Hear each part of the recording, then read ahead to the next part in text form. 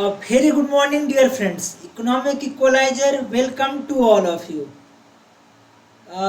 जैसा कि आप लोगों को व्हाट्सएप एंड टेलीग्राम चैनल पे इन्फॉर्म किया गया था कि 23 सितंबर से यानी कि मंडे से जो है इकोनॉमिक इक्वलाइजर आप लोगों को सारे कम्पिटिटिव एग्जामिनेशंस के लिए रेगुलर बैच प्रोवाइड कराने जा रहा है, जो कि NTA net JRF economics assistant professor and PGT lecturer economics के लिए होगा। तो रेगुलर बैच स्टार्ट करने से पहले आप लोगों को ये इन्फॉर्म किया गया था, टेलीग्राम एंड व्हाट्सएप चैनल पे इन्फॉर्म किया गया था कि हम लोग जो है आप लोगों को एक डेमो लेक्चर्स प्रोवाइड कराए जाएंगे। एक कंप्लीट डेमो होगा। कंप्लीट डेमो कहने का अर्थ यहाँ पे ये है कि जो है आप लोगों को किसी पर्टिकुलर टॉपिक पे वीडियो के साथ साथ बाइलिंगुअल PDF नोट्स, उसके साथ साथ उस टॉपिक पे किस तरीके के ऑब्जेक्टिव क्वेश्चंस को फ्रेम किए जा सकते हैं, उन क्वेश्चंस को एक्सप्लेनेशन एंड सॉल्यूशन के साथ, और साथ में PPT का PDF, ये आप लोगों को इन्फॉर्म किया गया था कि ये कंप्लीट डेमो प्रोवाइड कराया जाएगा। तो आप लोग जो है इसको देख सकते हो। बहुत से लोगों को मेरे को बहुत दिनों से मैसेज आ रहे थे कि सर एक गेम थ्योरी पे वीडियो प्रोवाइड कराइए, तो मैंने सोचा क्यों ना डेमो को गेम थ्योरी पे ही बनाया जाए, जो डेमो प्रोवाइड कराया जाए वो गेम थ्योरी पे ही हो। तो आप लोग जो है इस वीडियो को पूरा देखिए, और आप लोगों को जो भी जहाँ भी कोई भी कन्फ्यूज़न हो आप लोग मुझे इनबॉक्स मैसेज कर सकते हो, व्हाट्सएप कर सकते हो, टेलीग्राम पे मैसेज कर सकते हो। जब भी मैं फ्री होऊंगा तो आप लोगों को उन सारे क्वेश्चंस का रिप्लाई ज़रूर दूंगा। तो हम लोग जो है इसको देखते हैं, सीखते हैं गेम थ्योरी क्या है, गेम थ्योरी में किस तरीके कैसे इक्विलिब्रियम डिटरमाइन होता है, कौन कौन से बिहेवियर फॉर्म्स के द्वारा अपनाया जाता है, उसके बारे में हम लोग जानेंगे। तो हम लोग जो है इस वीडियो में क्या क्या कवर करेंगे उसको आप लोग देख सकते हो। इसमें हम लोग जो है what is a game theory क्या है उसके बारे में जानेंगे, कि the situation what it tells about, किन परिस्थितियों के बारे में गेम थ्योरी हम लोगों को क्या बतलाता है उसके बारे में जानेंगे। Origin and evolution of game theory का विकास कब हुआ उसके बारे में जानेंगे। कौन कौन से टर्मिनोलॉजी यूज किया जाता है गेम थ्योरी में उसके बारे में जानेंगे। टाइप्स ऑफ गेम के कितने प्रकार होते हैं उसके बारे में जानेंगे। अब इकोनॉमिक्स में इसका क्या यूज़ है उसके बारे में जानेंगे। प्योर स्ट्रेटजी क्या होती है, मिक्स स्ट्रेटजी क्या होती है, इसके बारे में जानेंगे। एग्जाम्पल्स क्वेश्चंस को सॉल्व करेंगे। इक्विलिब्रियम सॉल्यूशन नैश मेथड के थ्रू कैसे डिटरमाइन किया जाता है उसके बारे में जानेंगे। प्रिजनर्स डिलेमा, कैदियों की दुविधा क्या है उसके बारे में जानेंगे। ट्रेमलिंग हैंड परफेक्टनेस इक्विलिब्रियम क्या होता है उसके बारे में जानेंगे। और जो भी प्रीवियस ईयर के क्वेश्चंस हैं या उन क्वेश्चंस को जो इस टॉपिक से फ्रेम किया जा सकता है उसके बारे में जानेंगे।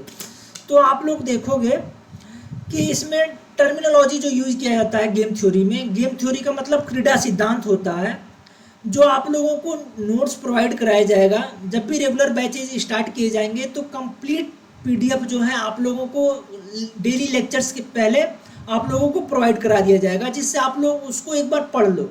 फिर आप लोग वीडियो को देखोगे, लाइव क्लास सेशन में आप लोग पार्टिसिपेट करोगे तो आप लोगों को अच्छे से समझ में आएगा। तो ये आप लोग देखोगे गेम्स क्या होता है, strategic interaction between the multiple players के बीच में क्या होता है, स्ट्रेटजिक इंटरेक्शन किस तरीके का है उसको गेम बताता है। प्लेयर्स यहाँ पे जो है फॉर्म्स जो होती हैं उनको प्लेयर्स के थ्रू इंडिकेट किया गया है। ये आप लोग देखोगे प्लेयर्स जो है ये फॉर्म्स के लिए यूज किया गया है। प्लेयर्स क्या होते हैं, इंडिविजुअल और ऑर्गेनाइजेशंस मेकिंग डिसीजन, जो एक इंडिविजुअल या ऑर्गेनाइजेशन जिनको फर्म्स बोल सकते हैं किस तरीके का डिसीजन वो अपनाती हैं उनको बोला जाता है प्लेयर्स। स्ट्रेटजी क्या होती हैं, रणनीतियाँ क्या होती हैं, किस तरीके का एक्शंस, किस तरीके का प्लान्स फर्म्स जो होता है अप्लाई करती है उसको प्लेयर्स के थ्रू या फर्म्स के थ्रू चूज किया जाता है, उसको स्ट्रेटजी बोला जाता है। पे ऑफ्स क्या होते हैं, outcome are the reward resulting from players actions, जो फॉर्म्स होती हैं प्लेयर्स होते हैं जो एक्शंस लेते हैं उन एक्शंस से जो रिवार्ड मिलता है, जो आउटकम आता है उसको हम लोग पे ऑफ बोलते हैं। इक्विलिब्रियम क्या होता है, stable state where no players can improve their payoff by unilaterally changing their strategy. एक स्टेबल स्टेट होता है जहाँ कोई भी प्लेयर जो होता है अपने पे ऑफ को चेंज नहीं कर सकता है, अपनी स्ट्रेटजी को चेंज करके पे ऑफ को बदल नहीं सकता है। तो ये होता है इक्विलिब्रियम। इस तरीके का टर्मिनोलॉजी आप लोग आगे देखोगे, इसलिए मैंने इसको पहले रखा है कि गेम्स क्या होते हैं, प्लेयर्स क्या होती हैं, स्ट्रेटजी क्या होती हैं, पे ऑफ्स क्या होते हैं, इक्विलिब्रियम क्या होता है, इसके बारे में आप लोग जान जाओ।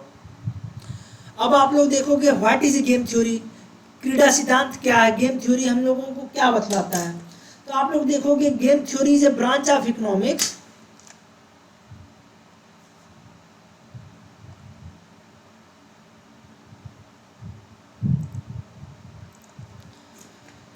यहाँ आप लोग देखोगे game theory is a branch of economics that studies strategic decision making, strategic decision making in situation where multiple individual or parties interact.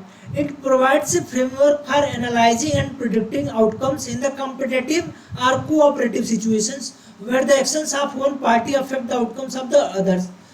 Game theory क्या होता है, गेम थ्योरी में डिफरेंट पार्टीज क्या होती हैं, पार्टिसिपेट करती हैं, डिफरेंट फॉर्म्स क्या होती हैं, पार्टिसिपेट करती हैं, जिसमें एक का जो स्ट्रेटजी होता है, एक जो स्ट्रेटजी अपनाती है वो दूसरे के आउटकम को क्या करता है, अफेक्ट करता है।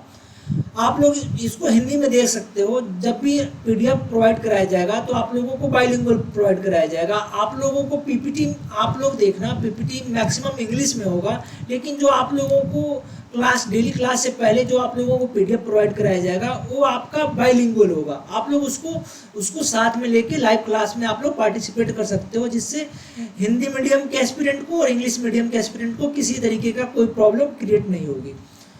अब आप लोग देखोगे game theory is the study of strategically interdependent behaviour. Interdependent behaviour है मतलब एक फॉर्म की जो स्ट्रेटजी अप्लाई करेगी, जो एक फॉर्म स्ट्रेटजी अपनाएगा, अपने को स्ट्रेटजी जो चलेगा वो क्या करेगा, दूसरे फॉर्म के आउटकम को क्या करेगा, प्रभावित करेगा।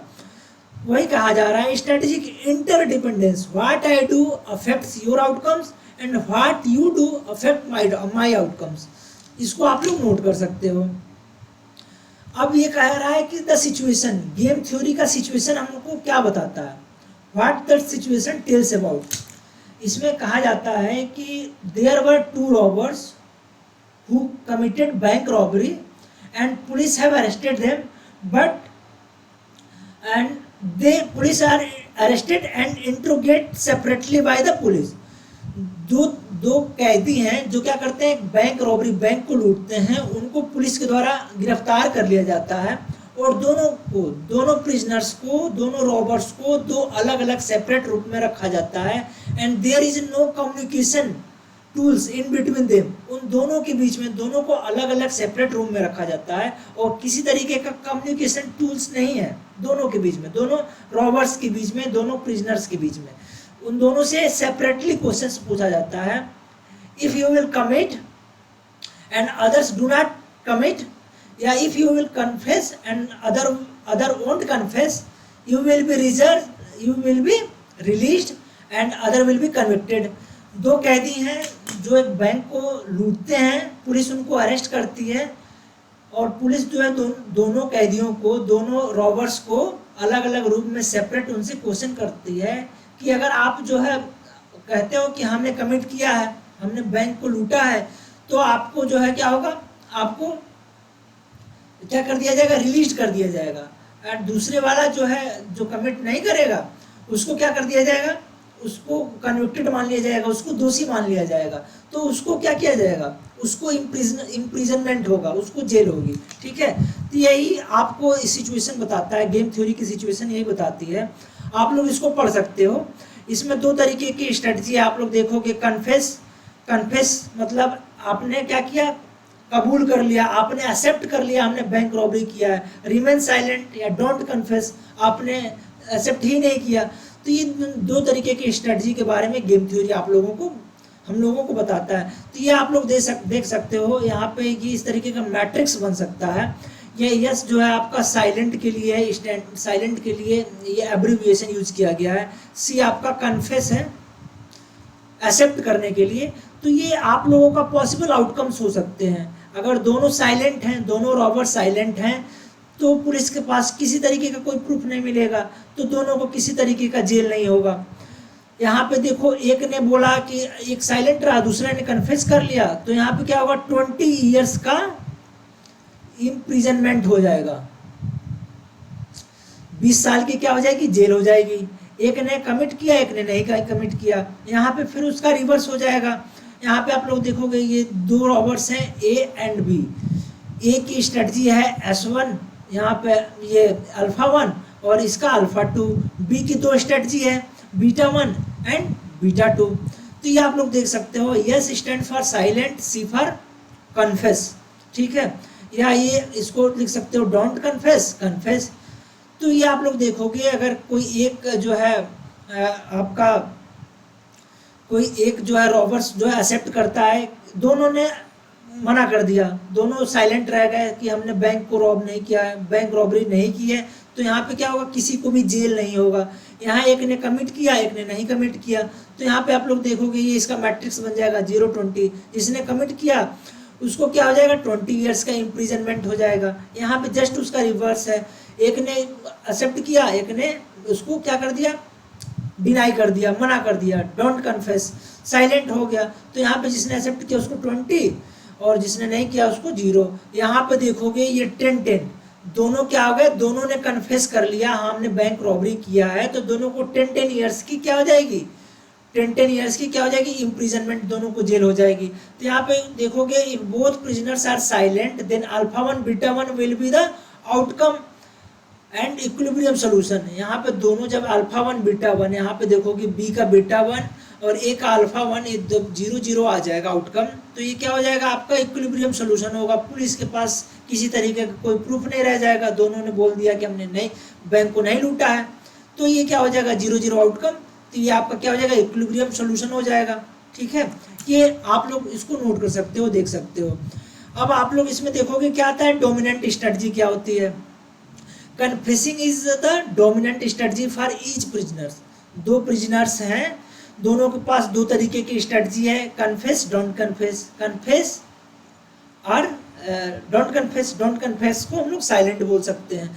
तो वही कहा जा रहा है, confessing is the dominant strategy for each prisoner and it leads to the better outcome regardless of the other prisoners choice. Confessing is the dominant strategy, दोनों फॉर्म्स के लिए कन्फेसिंग, दोनों ने एक्सेप्ट किया है, वो क्या है, डोमिनेंट स्ट्रेटजी है। It leads to the better outcome, जब दोनों एक्सेप्ट कर लेते हैं तो दोनों को क्या होती है, 10-10 ईयर्स का इम्प्रिजनमेंट हो जाता है, जेल हो जाता है। तो ये आप लोग नोट कर सकते हो। Consider a game where 2 players A and B can choose either cooperate और डिफेक्ट। डिफेक्ट को हम लोग डोंट कोऑपरेट या साइलेंट भी बोल सकते हैं। द पे ऑफ और एज फॉलोज, ये देखोगे आप लोग बी है और ये क्या है, ए है। ए के पास दो स्ट्रेटजी है, यहाँ पे आप लोग देखो, ये देखो सी आपका क्या है, कन्फेस, ये क्या है, डिफेक्ट। यहाँ पे क्या है, सी कन्फेस, डी आपका डिफेक्ट। डिफेक्ट मतलब डोंट कन्फेस या साइलेंट, ठीक है। तो यहाँ पे जब दोनों कन्फेस करते हैं तो 3-3 ईयर्स है, 3-3 ईयर्स की क्या होती है, इम्प्रिजनमेंट, जेल होती है। यहाँ पे देखो एक जो है साइलेंट हो जाता है, एक कन्फेस करता है, एक डिफेक्ट होता है, तो क्या होता है, एक 0 और 5 आ रहा है, 5 ईयर्स का इम्प्रिजनमेंट हो जाता है। यहाँ पे जस्ट उसका रिवर्स है, जो कन्फेस करता है उसको 5 ईयर्स का, जो कन्फेस नहीं करता है, जो डिफेक्ट है या जो साइलेंट है उसको 0 ईयर्स का। यहाँ जब दोनों जो है डिफेक्टेड, दोनों डोंट कन्फेस करते हैं, तो यहाँ पे आप लोग देखोगे क्या हो जाएगा, जब दोनों ने, यहाँ पे देखोगे ये क्या है, डी, ये भी क्या है, डी। तो ये जब 1-1 आता है तो ये क्या है, दोनों का डोंट कन्फेस, डी जो है, डिफेक्ट जो है क्या है, 1-1 ईयर का इम्प्रिजनमेंट होता है, जेल होता है। तो ये इनका क्या हो जाएगा, आप लोग देखोगे इसका रिटर्न हो जाएगा, ये बेस्ट रिटर्न हो जाएगा। अब आप लोग देखोगे in this game defect is the dominant strategy for both players as it it's the higher payoff regardless the other player's choice. जो दोनों फॉर्म्स जो थे, जो दोनों रॉबर्स थे, जो दोनों आपके कैदी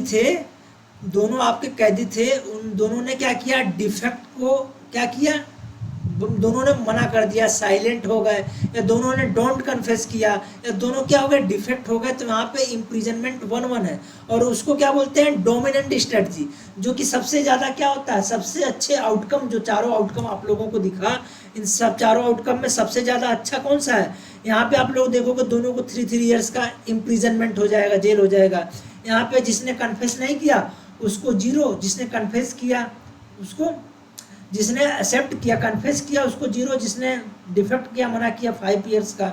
यहाँ पे देखोगे जिसने जो है कन्फेस किया उसको क्या होगा 5 पेयर्स, जिसने मना किया उसको 0। यहाँ पे दोनों ने क्या कर दिया डिफेक्ट मना कर दिया, दोनों का डीडी हो गया डोंट कन्फेस, तो 1 1 ईयर। तो ये बेस्ट स्ट्रेटजी हो गया, बेस्ट आउटकम होगा उनका। तो वही कहा जा रहा है the dominant strategy for the both player, defect is the dominant strategy for both player as it it's a higher payoff regardless of other player's choice. अब इसमें आप लोग देखोगे नेस इक्विलिब्रियम क्या होता है, Nash equilibrium occurs when both prisoners confess, दोनों prisoners क्या हो जाए कन्फेस कर लें, as neither prisoner can improve their outcome by unilaterally changing their strategy. ठीक है। ऑप्टिमल पेरेटो ऑप्टिमलिटी क्या होती है, the outcome DD defect is the Pareto optimal. जो आप लोग देखे हो चार तरीके का आउटकम था, confess defect confess defect and defect. तो उसमें जो डिफेक्ट है ये क्या है आपका पेरेटो ऑप्टिमल है, as it is the best outcome for the both prisoners and but it is not a Nash equilibrium, लेकिन ये नेस इक्विलिब्रियम नहीं है। ठीक है।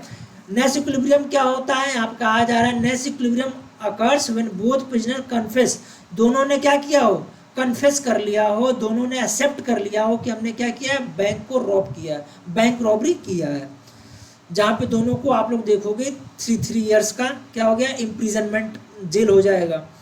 तो ये क्या हो जाएगा नेस इक्विलिब्रियम हो जाएगा। अब बात किया जाए dominant strategy, types of strategy, कितने तरीके की स्ट्रेटजीज गेम थ्योरी में बात किया गया। इसमें आप लोग देखोगे स्ट्रिक्टली डोमिनेंट और क्या है weakly dominant. Strictly dominant strategy क्या होती है, a strategy that is always better than all other strategy, वह रणनीति जो कि अन्य सभी स्ट्रेटजी से अच्छी होती है उसको बोला जाता है स्ट्रिक्टली डोमिनेंट स्ट्रेटजी।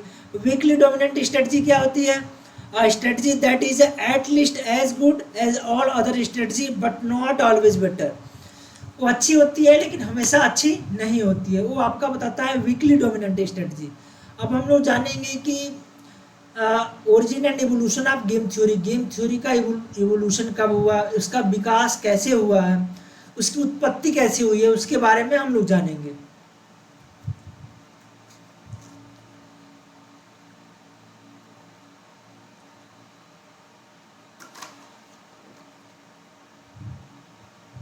यहाँ आप लोग देखोगे अर्ली बिगनिंग में जब आप लोग देख रहे हो आजकल एनटीए में क्रोनोलॉजी के क्वेश्चंस बहुत आ रहे हैं, जब भी रेगुलर बैच स्टार्ट किया जाएगा तो आप लोग देखोगे किसी भी पर्टिकुलर टॉपिक से कंप्लीट आप लोगों को मटेरियल प्रोवाइड कराया जाएगा, जो भी एक्सपेक्टेड क्वेश्चंस बन सकते हैं वो सब कुछ आप लोगों को प्रोवाइड कराया जाएगा।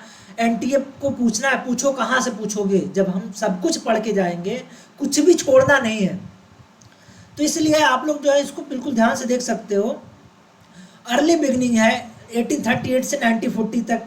गेम थ्योरी में आप देखोगे कुर्नो का मॉडल आप लोग पढ़ते हो, जो हम लोग ओलिगोपोली मॉडल पढ़ते हैं, कुर्नो का मॉडल पढ़ते हैं, बर्ट्रैंड का मॉडल पढ़ते हैं, ठीक है, स्टेकलबर्ग का मॉडल आप लोग पढ़ते हो, चैम्बरलिन का मॉडल पढ़ते हो, तो एजवर्थ का मॉडल पढ़ते हो। तो यही सब इसमें आप लोग देख सकते हो कि गेम थ्योरी में स्पेसिफिकली आप लोग देखोगे जो गेम थ्योरी है ये ओलिगोपोली मॉडल की स्टडी के लिए यूज़ किया गया था। इकोनॉमिक्स में देखा जाए तो ये ओलिगोपोली मॉडल में जो फॉर्म्स होते हैं, जो स्पेशली डुओपोली होता है, जो दो फॉर्म में होती हैं, कोई आउटपुट डिटरमाइन करने लगती है, कोई आउटपुट जो है फ्लक्चुएट करता है, कोई प्राइस अपना फ्लक्चुएट करता है।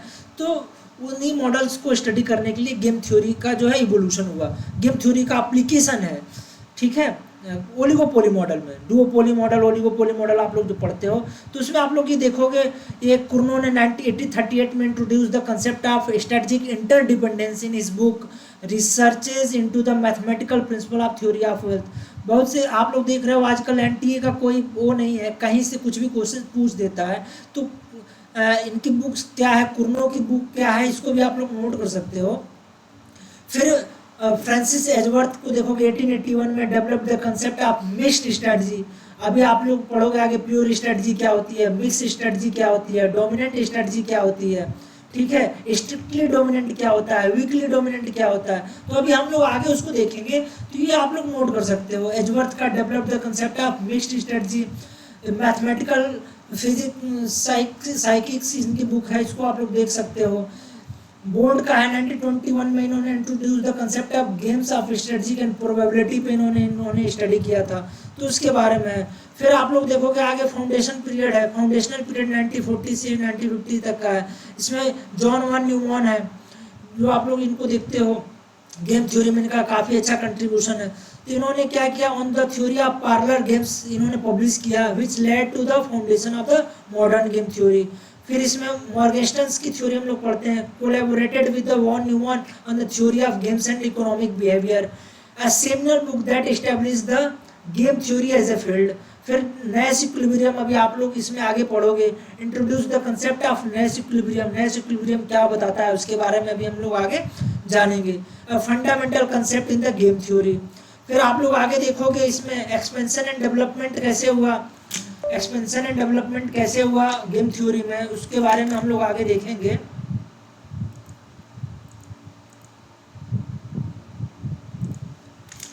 ये आप लोग देखोगे रिचर्ड सेल्टन 1965 में डेवलप द कंसेप्ट ऑफ सब गेम परफेक्ट इक्विलिब्रियम।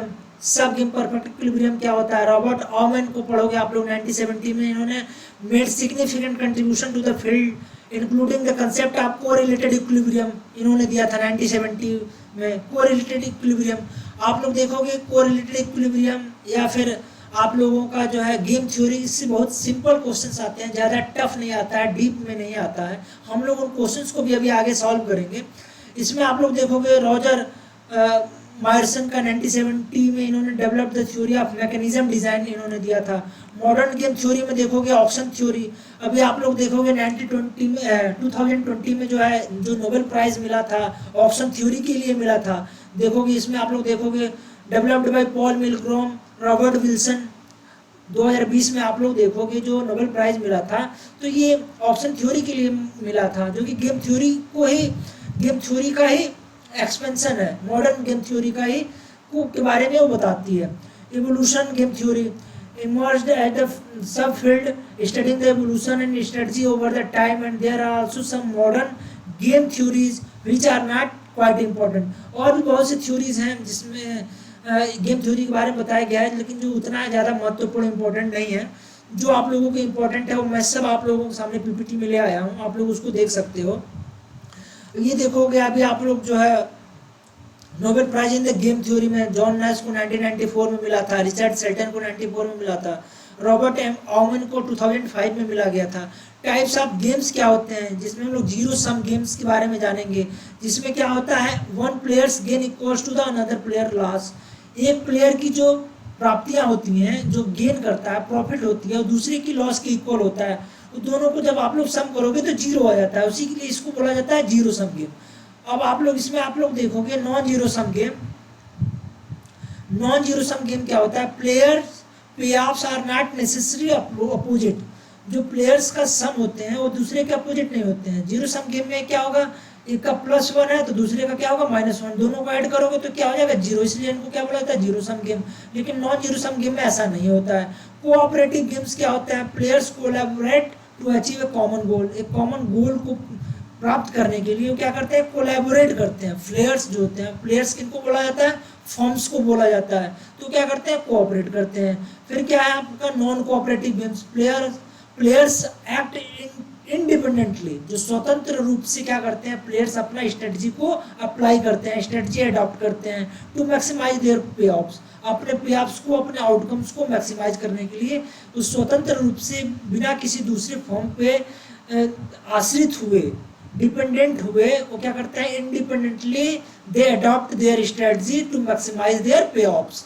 अपने पे ऑफ्स को मैक्सिमाइज करने के लिए वो अपने स्ट्रेटजी को क्या करते हैं, अडॉप्ट करते हैं। वो क्या होता है, नॉन कोऑपरेटिव गेम होते हैं।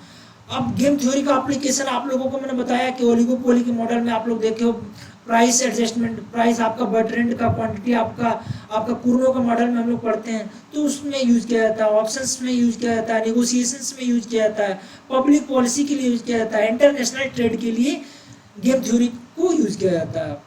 अब आप लोग आगे देखोगे प्योर स्ट्रेटजी। प्योर स्ट्रेटजी क्या होती है, इसको आप लोग पढ़ सकते हो in game theory. A pure strategy is a specific plan of action that a players intends to follow in a game It is a deterministic and complete plan specifying exactly what actions to make in every possible situation. क्या कह रहा है कि ये game theory में pure strategy होता है, एक स्पेसिफिक प्लान होता है।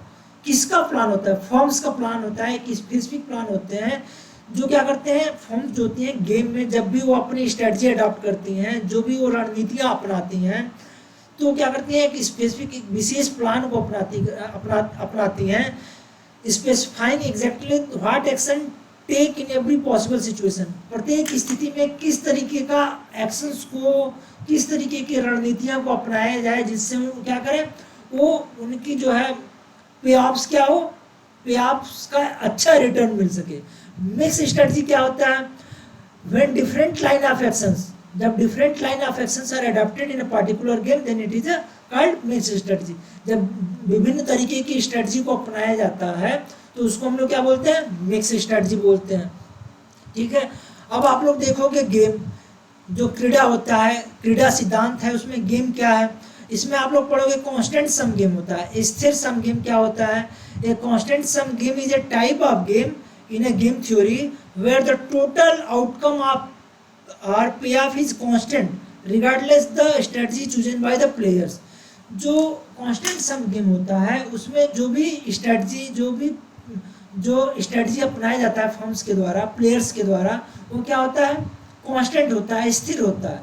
आप लोग इसको देख सकते हो एग्जांपल के थ्रू। There is a constant sum game then there is a need of only one players payoff. जब कांस्टेंट सम गेम होता है तो किसी एक प्लेयर का पे ऑफ को उनको आवश्यकता होती है। तो आप लोग यहाँ पे देखोगे एक प्लेयर बी है और एक प्लेयर क्या है? ए है। ए की स्ट्रेटजी क्या है? Alpha 1, alpha 2, alpha 3। बी का क्या है? Beta 1, beta 2, beta 3 and beta 3। ये 3 स्ट्रेटजीज हैं। अब आप लोग देखोगे ये क्या है? 50 है, 30 है। अब हम लोग देखते हैं क्या होता है, रो को मिनिमम लेते हैं। रो मिनिमम कहने का मतलब वो है जो भी फॉर्म्स जो स्ट्रेटजी अपनाती है तो उसमें क्या करती है वो, रो मिनिमम कहने का मतलब है बेस्ट ऑफ वोस्ट। वो उन कंडीशन को अपनाती है, उन स्थितियों को चुनती है जो उसके सबसे खराब में जो सबसे अच्छा हो। तो आप लोग देखोगे रो मिनिमम में देखोगे 50, 30, 10, तो इसमें मिनिमम क्या है? 10 है। ये आप लोग देखोगे रो मिनिमम और कॉलम का मैक्सिमम प्रॉफिट को मैक्सिमाइज करना चाहती है, लॉस को मिनिमाइज करना चाहती है। तो ये आप लोग इसको देखो, ये रो को मिनिमम लिया जाता है, इसको नोट कर सकते हो आप लोग, रो को मिनिमम लिया जाता है गेम थ्योरी में। रो मिनिमम कहने का मतलब है जो उसकी सबसे वर्स्ट बुरी कंडीशन है, बुरी स्थिति है, उसमें वो सबसे अच्छी वाली को सेलेक्ट करती है जो सबसे कम नुकसान वाला हो। तो 50, 30, 10 इसमें सबसे मिनिमम आपका 10 हो जाएगा। 60, 40, 20 इसमें सबसे मिनिमम आपका 20 हो जाएगा। 90, 80, 70 इसमें सबसे मिनिमम आपका 70 हो जाएगा। ठीक, अब कॉलम, इसमें कॉलम में मैक्सिमम देखोगे आप लोग तो 50, 60, 90, 90 मैक्सिमम है। 30, 20, 80, 80 मैक्सिमम है। 10, 20, 70, 70 मैक्सिमम है। फिर वहाँ पे इक्विलिब्रियम वहाँ डिटरमाइन होती है, वैल्यू ऑफ गेम वहाँ पर डिटरमाइन होती है जहाँ मिनीमैक्स इक्वल टू क्या हो जाता है? मैक्सिमिन इक्वल हो जाता है। तो इसमें आप लोग देखोगे इस सब में मिनीमैक्स, इसका मैक्सिमम सबसे ज़्यादा कौन सा है? 10, 20, 70 में सबसे ज़्यादा मैक्सिमम इसमें देखोगे तो मैक्सिमम आप लोगों का क्या आएगा? इसमें आप लोग मैक्सिमम देखोगे तो मैक्सिमम आप लोगों का आ जाएगा 70। ठीक है, यहाँ पे आप लोग देखोगे 90, 80, 70 इसमें सबसे मैक्सिमिन है। ये क्या है? मैक्सिमिन। इसमें सबसे मिनिमम क्या आ जाएगा? 70। तो minimax equal to maximin, 70 is equal to 70 आ गया। तो ये आ गया आपका क्या? Value of the game. अब आप लोग देखो whatever B does in the game it can't prevent A from taking away 70% share in the payoff. कह रहा है whatever the B does in the game. B जो firm है, B player जो है, firm B जो player है, player किसको बोला जाता है? फॉर्म्स को। वो जो भी स्ट्रेटजी अप्लाई करेगा, ए को मार्केट का 70% शेयर लेने से नहीं रोक सकता। दूसरे शब्दों में कहा जा सकता है इसको, बी ए जो भी strategy whatever A does in the game, A जो भी करेगा बी को 70% 70% शेयर मार्केट में लेने से नहीं रोक सकता। तो ये क्या हो जाएगा, अल्फा 3 इज द, यहाँ अल्फा 3 ये है, अल्फा 3 मतलब ये 70, यहाँ पे देखो alpha 3 is the maximum strategy of A, ये ए का है, अल्फा 1 अल्फा 2 अल्फा 3, बी का क्या है, बीटा 1 बीटा 2 बीटा 3, और beta 3 is the maximum strategy for B, ये देखो बीटा 3 ये आ गया 70। तो alpha 3 and beta 3 is the maximum strategy for, alpha 3 is the maximum strategy for A and beta 3 is the minimax strategy for B. इसको आप लोग note कर सकते हो। ये ऐसे क्या हो जाएगा, वैल्यू ऑफ गेम आ जाएगा। इक्विलिब्रियम कैसे डिटरमाइन किया जाएगा, मिनिमैक्स और मैक्सिमम स्ट्रेटजी के थ्रू होता है। रो को क्या किया जाता है, मिनिमम लिया जाता है, कॉलम को क्या किया जाता है, मैक्सिमम लिया जाता है। कॉलम की जो वैल्यू होती है उसमें मैक्सिमम को सिलेक्ट करते हैं, रो की जो वैल्यू होती है उसमें मिनिमम को सिलेक्ट करते हैं, और फिर मिनिमम को मैक्सिमाइज किया जाता है। मिनिमैक्स इक्वल टू मैक्सिमम जो करोगे, जहाँ ये इक्वल हो जाएगा वो वैल्यू हमारा क्या हो जाता है, वैल्यू ऑफ गेम हो जाता है या इक्विलिब्रियम सॉल्यूशन हो जाता है। अब आपका आ गया वेरिएबल सम गेम। अब आप लोग इसको नोट कर सकते हो, वेरिएबल सम गेम में क्या आते हैं, वेरिएबल सम गेम में क्या हम लोग सीखते हैं। वेरिएबल सम गेम को दो पार्ट में डिवाइड किया जाता है। इसमें आपका क्या आ जाता है, प्योर स्ट्रेटेजिक गेम, ठीक है। दूसरा आपका क्या आ जाएगा, मिक्स स्ट्रेटेजिक गेम। फिर क्या होता है, प्योर स्ट्रेटेजिक गेम को, इसको आप लोग दो पार्ट में डिवाइड कर सकते हो। एक क्या हो जाता है आपका डोमिनेंट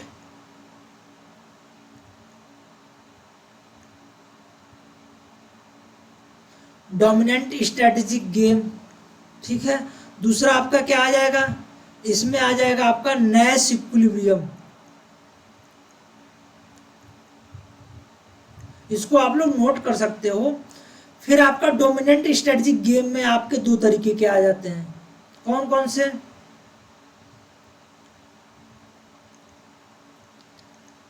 डायरेक्ट मेथड, और दूसरा क्या आता है आपका इनडायरेक्ट मेथड। फिर इसको आप लोग नोट कर सकते हो, डायरेक्ट मेथड में दो तरीके की स्ट्रेटजी आती है। इसको क्या बोलते हैं,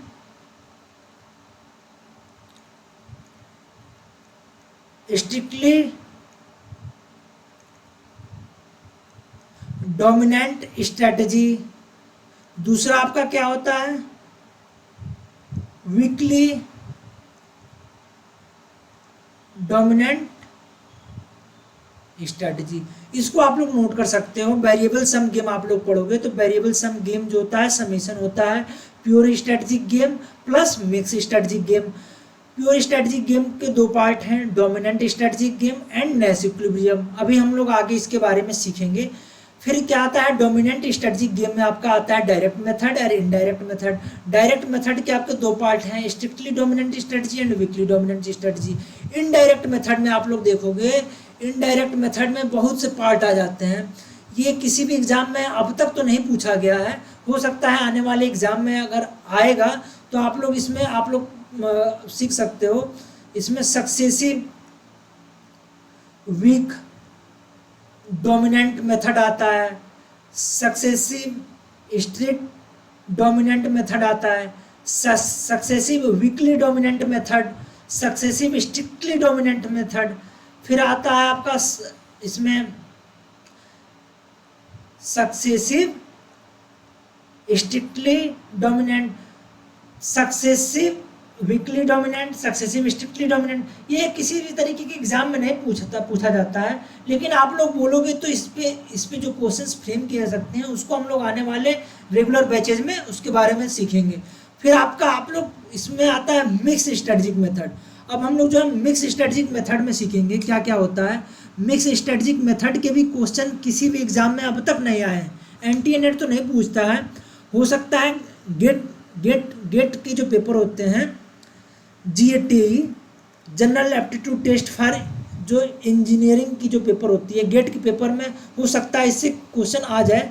तो आप लोग इसमें आप लोग देख सकते हो कैसे क्वेश्चंस आते हैं, उनमें प्रोबेबिलिटी का एलोकेशन किया जाता है। जब भी हम लोग मिक्स स्ट्रेटजिक मेथड के थ्रू गेम थ्योरी के क्वेश्चन को सॉल्व करते हैं तो उसमें क्या किया जाता है, प्रोबेबिलिटी एलोकेट की जाती है और फिर क्या होता है, क्वेश्चन को सॉल्व किया जाता है। उसमें कैसे किया जाता है उसको आप लोगों को मैं एक छोटा सा समरी दे दे रहा हूँ। आप लोग आगे बोलोगे रेगुलर बैच में तो हम लोग उसको सीखेंगे, उसके बारे में क्वेश्चंस को सॉल्व करेंगे। इसमें आप लोग देखोगे ये आपका होता है,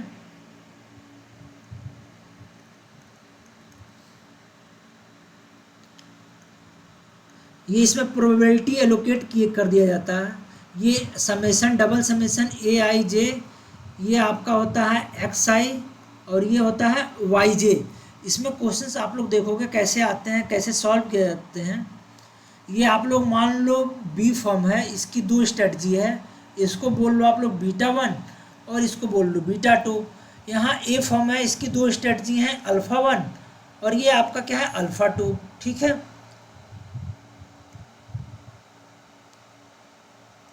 ये आप लोग देख सकते हो।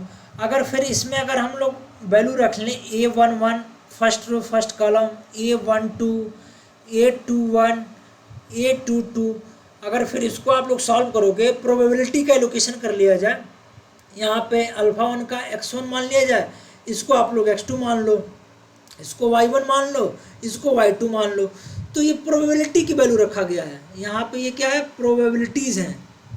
ये जो है x1 मतलब ये है आपका वैल्यू जो है x1 plus x2 equal to probabilities की मैक्सिमम वैल्यू 1 होती है, तो ये आपका 1 हो जाएगा। वैसे y1 plus y2 equal to 1। तो ये आप लोग ऐसे लोकेट करके हम लोग जब क्वेश्चन इसको सॉल्व करते हैं, जब ये इस क्वेश्चन को हम लोग जब सॉल्व करते हैं तो ये कैसे सॉल्व करते हैं, इसका मल्टीप्लाई किया जाता है। कैसे, ये a11 एक्स आई वाई वाई प्लस ये आपका हो जाता है A12 x1 y1 plus A21 x2 y1 plus A22, ये क्या हो जाएगा x2 एंड y2। इस तरीके के क्वेश्चंस प्रोबेबिलिटी के थ्रू हम लोग प्रोबेबिलिटी के थ्रू इसमें वैल्यू रख देते हैं। x1 plus x2 equal to 2, अगर x1 की वैल्यू निकालनी होती है तो 1 माइनस x2 करके इसको क्वेश्चन को हम लोग सॉल्व करते हैं। जब ये मिक्स स्ट्रेटजी के थ्रू जो है हम लोग क्वेश्चंस को, जो न्यूमेरिकल क्वेश्चंस होते हैं गेम थ्योरी को जब सॉल्व किया जाता है तो उसको ऐसे सॉल्व किया जा सकता है। इसको आप लोग नोट कर सकते हो। अब हम लोग जो है सीखेंगे स्ट्रिक्टली डोमिनेंट मेथड क्या होते हैं। इसमें आप लोग देखो, in the case of strictly dominant method at least one of the two players possesses a strategy which strictly dominates over all other strategy. Thus, given the strictly dominant strategy of a player, rival will select such a strategy which provides a best payoff. जो firms होती हैं उन strategy को adopt करती है, उन strategy को accept करती है जो सबसे ज़्यादा को उस स्ट्रेटजी को चलती है, अपनाती है, जो सबसे अच्छा पे आप क्या करें प्रोवाइड कराए। अब आप लोग इस क्वेश्चन को देख सकते हो, बी के दो स्ट्रेटजी हैं B1 B2, ए का दो है A1 अल्फ़ा 1 अल्फ़ा 2।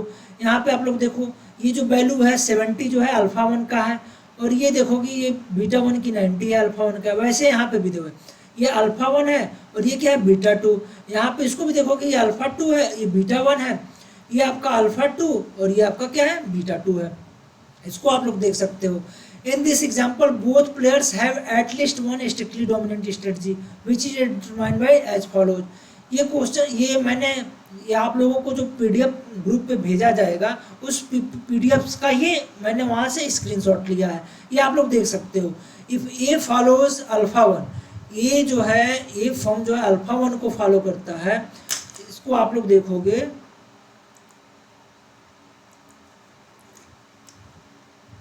ये ए फॉलोज, आप लोग इसको देखो ए फॉलोज अल्फ़ा 1। अल्फ़ा 1 क्या है, ये है अल्फ़ा 1, ये इसकी अल्फ़ा 1 वाली ये है, ठीक है। इसमें अल्फ़ा 1 फॉलो करता है तो बी के पास दो स्ट्रेटजी हैं, बीटा 1 एंड बीटा 2। तो देखो कि बी के पास क्या है, दो स्ट्रेटजी, तो इसमें से किसको सेलेक्ट करेगा। यहाँ पे बीटा 1 90 है, बीटा 2 देखोगे 110।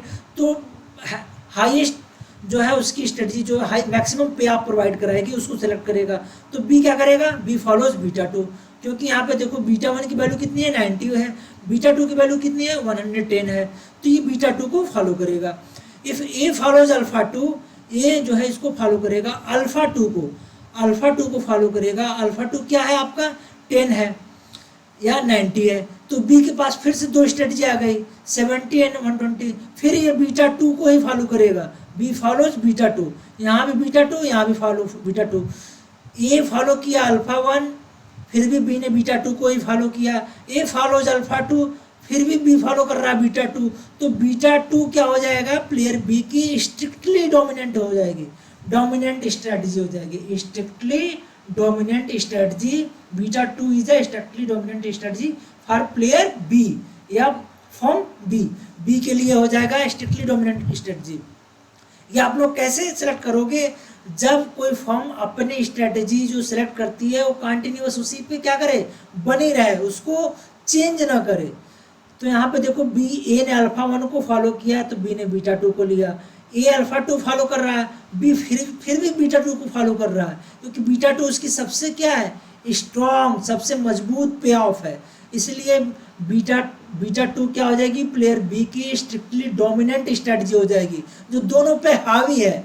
अल्फा वन अल्फा टू पे क्या है, हावी है। ठीक है, अब similarly B follows beta one. अगर बी को पहले कहा जाए, बी पहले इस बार गेम में स्ट्रेटजी बी पहले अडॉप्ट करता है, बी पहले चलता है। पहले ए पहले चल रहा था अल्फा वन अल्फा टू, अब बी को बोला गया कि बी तुम पहले अपना स्ट्रेटजी को चलो। तो जब बी पहले चलता है बीटा वन, जब देखोगे आप लोग बी को पहले चलेगा बीटा वन, तो ए के पास दो स्ट्रेटजी हैं, कौन कौन से, alpha one and alpha to. तो ये देखो अल्फा वन अल्फा टू में आप लोग देखोगे ये अल्फा वन है या अल्फा टू है, तो इसमें कौन सी स्ट्रेटजी अडॉप्ट करेगा, अल्फा टू करेगा। क्यों, यहाँ पे देखोगे अल्फा टू में 90 है, इसलिए बी फॉलोज बीटा वन। यहाँ पे हम आप लोगों को क्लियर में दे दूँ पिक्चर, ये क्या है 70 है 90 है, दूसरा क्या है 60 है, आपका 110 है, फिर ये है आपका 10 एंड ये है आपका 70, ये आपका क्या है 90 एंड 120। यहाँ पे बी को बोला जा गया है, ये आपका क्या है बी फॉर्म है, ये आपका क्या बीटा वन की वैल्यू है, ये बीटा टू की वैल्यू है, ये अल्फा वन है, ये अल्फा टू है, ये ए फॉर्म की स्ट्रेटजी है। अब यहाँ पे कहा जा रहा है बी को पहले चलने के लिए, तो बी फॉलो करता है बीटा वन। बीटा वन क्या है, ये आप लोग देखोगे ये बी की स्ट्रेटजी है बीटा वन की, ये क्या है बीटा टू है ये वाली। ठीक है, तो बी अगर बीटा वन चलता है तो ए के पास क्या है, दो स्ट्रेटजी है अल्फा वन अल्फा टू। तो अल्फा वन में यहाँ पे देखोगे 70 है, यहाँ 60 है, बी अल्फा टू में देखोगे यहाँ 10 है, यहाँ 90 है। तो अल्फा टू जो 90 वाली है ये मैक्सिमम है, हाई पे आप प्रोवाइड कराता है, तो ये क्या फॉलो करेगा, अल्फा टू को फॉलो करेगा। फिर बी अगर follow beta two, B beta two को फॉलो करता है, यहाँ पे देखो बीटा टू ये 110 120 बीटा टू को फॉलो करता है। फिर ए के पास दो स्ट्रेटजी है alpha one and alpha to, तो यहाँ पे देखोगे फिर क्या करेगा, अल्फा टू को ही फॉलो करेगा, क्योंकि अल्फा टू में यहाँ पे क्या है, इसका हाईएस्ट पे ऑफ है। अल्फा वन अल्फा टू में सबसे ज़्यादा अच्छा पे ऑफ कौन प्रोवाइड कर रहा है, अल्फा टू, तो अल्फा टू को ही सिलेक्ट करेगा। तो बी जो है कोई भी अपनी स्ट्रेटजी पहले स्टडी चल रही है, तो ए अपना क्या कर रहा है, अल्फा टू पे ही क्या बना रह रहा है, अल्फा टू स्ट्रेटजी को अडॉप्ट कर रहा है। तो अल्फा टू क्या हो जाएगी, प्लेयर ए की स्ट्रिक्टली डोमिनेंट स्ट्रेटजी हो जाएगी। तो इक्विलिब्रियम सॉल्यूशन क्या हो जाएगा, alpha two and beta to. Alpha two beta two इसमें वैल्यू कौन सी है, ये देखो ये बीटा टू ये अल्फा टू, तो ये वाली वैल्यू जो हो जाएगी 90 एंड 120 जो है जाएगी, क्या हो जाएगी, इक्विलिब्रियम सॉल्यूशन हो जाएगा। ठीक है, ये आप लोग इसको नोट कर सकते हो। आप लोग को समझ में नहीं आया फिर से देखो, शुरू से रिवाइंड करके वीडियो देखो, मैंने क्लियर इसको बताया है आप लोगों को कैसे होता है स्ट्रेटजी, कैसे डोमिनेंट स्ट्रेटजी होती है, कैसे जो है स्ट्रिक्टली डोमिनेंट कैसे हो गया, फॉर्म बीटा टू जो है बी की स्ट्रिक्टली डोमिनेंट स्ट्रेटजी की कैसे हो गया, अल्फा टू फॉर्म ए की स्ट्रिक्टली डोमिनेंट स्ट्रेटजी कैसे हुआ, इसको बताया गया। इसको आप लोग दोबारा देख सकते हो अगर एक बार में समझ में नहीं आ रहा है तो। ठीक है, 90 and 120 alpha two beta two क्या हो जाएगा, इक्विलिब्रियम सॉल्यूशन हो जाएगा। अब फिर ये दूसरा एग्जांपल आप लोग देख सकते हो, यहाँ ये फॉर्म ए है, ए के पास अल्फा वन अल्फा टू दो स्ट्रेटजी हैं, यह बी है, बी के पास beta one beta two beta three beta four strategy हैं। अगर फिर यहाँ पे देखोगे A follows alpha one follow करता है, तो बी के पास beta one, beta two, beta three, beta four, 4 strategies हैं। यहाँ पे देखो नेगेटिव में है, ये क्या है +4 है, ये भी नेगेटिव में है। तो ये क्या करेगा, सबसे ज़्यादा पे आप इसका कहाँ से मिलेगा, बीटा टू से, तो बीटा टू को अप्लाई करेगा फॉर्म बी। ठीक है, ए फॉलोज अल्फा टू, अब ए फॉलो अल्फा टू को फॉलो करता है, तो इसमें अब आप लोग देखोगे इस वाले रो में बीटा की वैल्यू सबसे ज़्यादा हाईएस्ट कहाँ पे है, तो ये देखोगे ये है, ये है, ये है, ये है। तो बीटा की वैल्यू आप लोग देखोगे बीटा टू फिर भी यहाँ भी क्या है 48 है, यहाँ पे 44.4 है, यहाँ नेगेटिव में है, यहाँ 0 है। तो यहाँ पे बीटा टू क्या हो जाएगी, A follows alpha two then B follows beta two, यहाँ पे बीटा टू आ गया, यहाँ पे बीटा टू हो गया, तो बीटा टू क्या हो जाएगी, फॉर्म बी की स्ट्रिक्टली डोमिनेंट स्ट्रेटजी हो जाएगी। ठीक है, A does not possess any strictly dominant strategy, ये किसी तरीके का स्ट्रिक्टली डोमिनेंट स्ट्रेटजी को नहीं फॉलो करेगा। क्यों, अब आप लोग देख सकते हो, मान लो बी को बोल दिया जाए पहले चलने के लिए, मान लो बी ने चला बीटा वन, बी ने चला बीटा वन, तो ए के पास दो तरीके की स्ट्रेटजी हैं, alpha one and alpha to. ठीक है, तो आप लोग देखोगे किसको अडॉप्ट करेगा, किसको अडॉप्ट करेगा, बी ने चला बीटा वन चला, तो इसमें आप लोग देखोगे तो ये आ जाएगा अल्फा टू पे, ये क्या आ जाएगा अल्फा टू पे, क्योंकि यहाँ पे देखोगे ये निगेटिव में है, ये पॉजिटिव में है, तो ये ग्रेटर हो गया, तो अल्फा टू को अडॉप्ट कर लिया।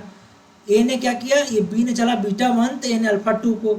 अब फिर बी अगर बीटा टू चलता है, बी अगर बीटा टू चलता है, तो ए को बोला जाए अपनी स्ट्रेटजी चलने के लिए, तो ए क्या करेगा, ये क्या आ जाएगा अल्फा वन पे आ जाएगा। यहाँ पे आप लोग देखोगे बीटा टू, बी ने चला बीटा टू, तो इसमें देखोगे अल्फा वन की वैल्यू 5.2 है, अल्फा टू की वैल्यू 0 है, तो ये आ गया किस पे, अल्फा वन पे। तो यहाँ पहले चला अल्फा टू, फिर चल गया अल्फा वन, तो ये क्या हो रहा है, अपनी जो स्ट्रेटजी है उसको बदल रहा है। तो ये स्ट्रिक्टली इसकी डोमिनेंट स्ट्रेटजी नहीं हो गई, कंटिन्यूस क्या कर रहा है, अपनी स्ट्रेटजी को बदल रहा है, एक पे कंसिस्टेंट नहीं रह पा रहा है, इसलिए ए की कोई किसी तरीके का डोमिनेंट स्ट्रेटजी नहीं रह जाएगा। फिर तीसरे वाले में देखोगे, यहाँ पे देखोगे फिर क्या हो जाएगा, फिर यहाँ पे भी देखोगे ये क्या है, अगर बीटा थ्री चलता है तो अल्फा वन पे आ जाएगा, देख रहे हो। तो इस तरीके से ए की कोई डोमिनेंट स्ट्रेटजी नहीं है। अब हम लोग नेक्स्ट क्वेश्चन को देखते हैं। नेक्स्ट में कहा जा रहा है equilibrium solution by the weakly dominant method, weekly dominant method के थ्रू इक्विलिब्रियम सॉल्यूशन को कैसे डिटरमाइन किया जाता है, उसको आप लोग देखोगे। इसमें क्या कहा जा रहा है, इसको आप लोग पढ़ सकते हो, weakly dominant strategy of a player, rival will select such a strategy which provides best payoff in a given situation, given situation में जो सबसे बेस्ट पे ऑफ प्रोवाइड करेगा वो क्या होगा, वीकली डोमिनेंट स्ट्रेटजी होगा।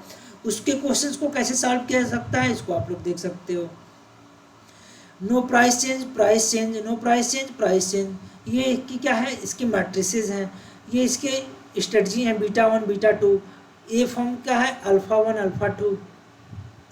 बी का क्या है आपका, beta one and beta two. अब आप लोग देखोगे in this example player B has at least one weakly dominant strategy which is determined as follows. A follows alpha one, A को बोला गया पहले चलने के लिए, जब गेम खेला गया तो गेम में बोला गया ए को कि आप स्ट्रेटजी पहले चलो, तो ए ने फॉलो किया अल्फा वन को फॉलो किया, तो फिर क्या होगा, B is indifferent between B one beta two. तो बी को पास दो स्ट्रेटजी हैं, beta one and beta two, तो बीटा वन की वैल्यू भी 2 है, बीटा टू की वैल्यू 2 है, तो ये क्या हो जाएगा, इनडिफरेंट हो जाएगा, उदासीन हो जाएगा कि हमको किसको चुनना है, बीटा वन को या बीटा टू को। तो in this case the firm B will be indifferent in between the strategy of beta one and beta two, क्योंकि beta one and beta two दोनों की वैल्यू क्या है, 2 है, तो क्या हो जाएगा, इनडिफरेंट हो जाएगा। ठीक है, अब देखो फिर ए फॉलोज अल्फा टू, फिर ए को बोला गया अल्फा टू चलने के लिए, अल्फा टू चला ए फॉर्म, तो बीटा के वन बी के पास दो स्ट्रेटजी हैं, beta one and beta two. तो यहाँ पे देखो कि बीटा वन की वैल्यू 1.5 है, बीटा टू की वैल्यू 1 है, तो ये क्या करेगा, बीटा वन को फॉर्म बी जो है फॉलो करेगा। तो बीटा वन क्या हो जाएगा, beta one is the players B weakly dominant strategy. यहाँ पे बीटा वन बीटा टू के बीच में इंडिफरेंट था, फिर यहाँ पे क्या आ गया, बीटा वन को सिलेक्ट कर लिया। तो ऐसे जब कंडीशन आएगा तो उसको आप लोग बीटा वन क्या हो जाएगी, आप उसको मान लोगे क्या, वीकली डोमिनेंट स्ट्रेटजी। क्यों? क्योंकि आप लोग यहाँ जब पढ़ोगे वीकली डोमिनेंट स्ट्रेटजी मेथड में क्या होता है, यहाँ पे कहा गया है weakly dominant method at least one of the two players possesses a strategy which weakly dominates over all other strategies available to a player. Example, against certain strategy of the rival player does equally well with the second as with the first strategy, while against any other strategy of the rival player does well only one of the two strategies, say with the first strategy only, then the first strategy is said to be the weakly dominant over the other. ये कहा जा रहा है first strategy only then the first strategy is said to be the weakly dominant over the other. तो वही है, यहाँ पे आप लोग देखोगे beta one and beta two के बीच में इनडिफरेंट था, यहाँ पे ए फॉलो करता है अल्फा टू तो बी फॉलो कर लेता है बीटा वन। तो जो पहले स्ट्रेटजी इसने फॉलो किया ये आपका क्या हो जाएगा, बी के लिए वीकली डोमिनेंट स्ट्रेटजी हो जाएगा। And similarly player A possesses alpha one है weakly dominant strategy. Alpha one कैसे हो जाएगा, अब मान लो अगर बी पहले चलता है, बी मान लो पहले चल दिया बीटा वन, ठीक है, बीटा वन को बी ने पहले चला। अब अल्फा के ए के पास दो स्ट्रेटजी है अल्फा वन अल्फा टू, तो यहाँ पे देखोगे अल्फा वन जब बी बीटा वन चलता है, बी बीटा वन चलता है तो ए के पास जो है दो स्ट्रेटजी है alpha one alpha two, and alpha one and alpha two both are equivalent, दोनों का पे ऑफ इक्विवेलेंट है दोनों मैट्रिसेस का। तो alpha one and alpha to के बीच में क्या हो जाएगा, इनडिफरेंट हो जाएगा। कौन सा फॉर्म, ए फॉर्म ए जो है क्या हो जाएगा, इनडिफरेंट हो जाएगा in between alpha one and alpha two, क्योंकि alpha one and alpha two दोनों की वैल्यू क्या है, 3 है। फिर ए को बोला गया, बी को बोला गया बीटा टू चल रहा है, फिर आप देखोगे बी जब बीटा टू चल रहा है तो ए क्या आ जाएगा अल्फा वन पे, क्योंकि अल्फा वन की वैल्यू क्या है 4 है, अल्फा टू की वैल्यू क्या है 0 है, तो अल्फा वन क्या हो जाएगी, फिर इसकी क्या हो जाएगी वीकली डोमिनेंट स्ट्रेटजी।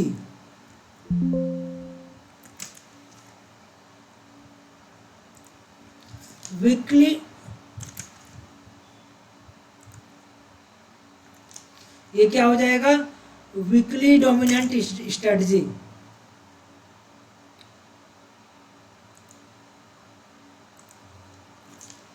आप लोग इसको देखोगे वीकली डोमिनेंट स्ट्रेटजी क्या हो जाएगी अल्फा वन, तो इस तरीके से अल्फा वन और ये आपका क्या हो जाएगा बीटा वन, ये आपका क्या हो गया इक्विलिब्रियम सोल्यूशन हो गया यहाँ से, इसको आप लोग देख सकते हो। एंड वीकली अल्फा वन जो है प्लेयर ए की वीकली डोमिनेंट स्ट्रेटजी हो गई, बीटा टू प्लेयर बी की वीकली डोमिनेंट स्ट्रेटजी हो गई, तो इसको आप लोग देख सकते हो। अब equilibrium solution by the Nash method, Nash method के बारे में क्या, नेस इक्विलिब्रियम क्या बताता है इसको आप लोग देख सकते हो। सक्सेसिव स्ट्रिक्टली और successive equally dominant strategy method are indirect, is there any direct method of finding equilibrium solution, Nash provided the answer. Nash ने कहा, नेस इक्विलिब्रियम क्या कहता है, I am doing my best given what you are doing, मैं अपना अच्छा कर रहा हूँ, given what you are doing, given what you are doing, आपका जो कुछ भी है दिया गया है मैं अपना अच्छा कर रहा हूँ, मैं अपनी अच्छी रणनीति अपने अच्छे पे ऑफ को अपनी स्ट्रेटजी को फॉलो को चल रहा हूँ। You are doing your best given what I am doing, I am doing my best given what you are doing your best given what I am doing. तो ये नेस इक्विलिब्रियम का स्टेटमेंट है कि जो भी स्ट्रेटजी फॉर्म ए adopt करती है वो क्या हो, रिवर्सिबल हो प्लेयर बी के लिए, तो उस कंडीशन में नेस इक्विलिब्रियम डिटरमाइन होता है। कैसे होता है, यहाँ आप लोग देखोगे मैंने लिखा है यहाँ पे आप लोगों के लिए, Nash equilibrium will occur when strategies player A will follow would also reversible for the player B also. जो स्ट्रेटजी ए फॉलो करेगी वो सेम स्ट्रेटजी प्लेयर बी के लिए भी क्या होगा, रिवर्सिबल होगा। तो क्या हो जाएगा, नेस इक्विलिब्रियम उस कंडीशन में होगा। कैसे होगा, आप लोग एग्जांपल के माध्यम से, क्वेश्चन के माध्यम से, क्वेश्चन के थ्रू उसको समझने का हम लोग प्रयास करते हैं।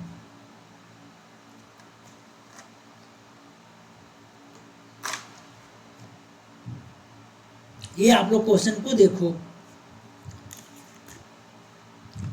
यहाँ पे आप लोग देखोगे ए एंड बी फॉर्म्स की जो है स्ट्रेटजी दी गई है।